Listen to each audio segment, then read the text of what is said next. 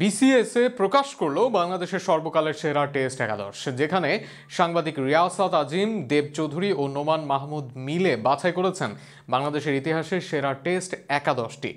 দলে সেকালের হাবিবুল বাশার মাঝে মাশরাফি, সাকিব, তামিম থেকে শুরু করে জায়গা পেয়েছেন মিরাজও। সেক্ষেত্রে সর্বকালের সেরা একাদশে কারা কারা আছেন দেখে নিন প্রতিবেদনের বাকি অংশে। দেশের ক্রিকেট নিয়ে যারা কথা বলেন, বিশেষ করে সাংবাদিক হিসেবে, তাদের মধ্যে অন্যতম তিন পরিচিত নাম নট আউট নোমান খ্যাত নোমান মাহমুদ, দেব চৌধুরী ও রিয়াসাত আজিম। দেশের ক্রিকেট সাপোর্টার্স অ্যাসোসিয়েশন তাই তাদেরই দিয়েছিল সেরা একাদশ বাছাইয়ের দায়িত্ব। মূলত বাংলাদেশের টেস্ট ক্রিকেট 25 বছর পূর্তি উপলক্ষে এই একাদশ ঘোষণা করা হয়, যেখানে ওপেনার তামিম ইকবাল, শাহরিয়ার নাফিস, ব্যাটসম্যান মুশফিকুর রহিম, মোহাম্মদ আশরাফুল, মমিনুল হক ও হাবিবুল বাশার সুমন, অলরাউন্ডার সাকিব আল হাসান, মোহাম্মদ রফিক, মেহেদী হাসান মিরাজ, তিনজনই স্পিনার, পেসার মাশরাফি বিন মুর্তজা ও শাহাদত হোসেন।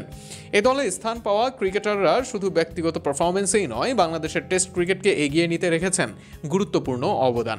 ব্যাটিং বিভাগের নেতৃত্বে আছেন তামিম ইকবাল, দেশের দ্বিতীয় সর্বোচ্চ রান সংগ্রাহক এবং অন্যতম ধারাবাহিক ওপেনার। তার সঙ্গে যুক্ত হয়েছেন শাহরিয়ার নাফিস। মিডল অর্ডারে মুশফিকুর রহিম, যিনি বাংলাদেশের হয়ে সর্বোচ্চ ডাবল সেঞ্চুরিয়ান ব্যাটার।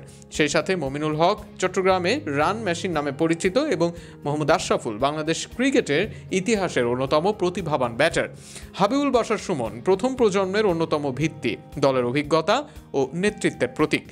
অলরাউন্ড বিভাগে রয়েছেন সাকিব আল হাসান, যিনি বিশ্বসেরা অলরাউন্ডার হিসেবে বাংলাদেশকে বিশ্বের দরবারে পরিচিত করেছেন।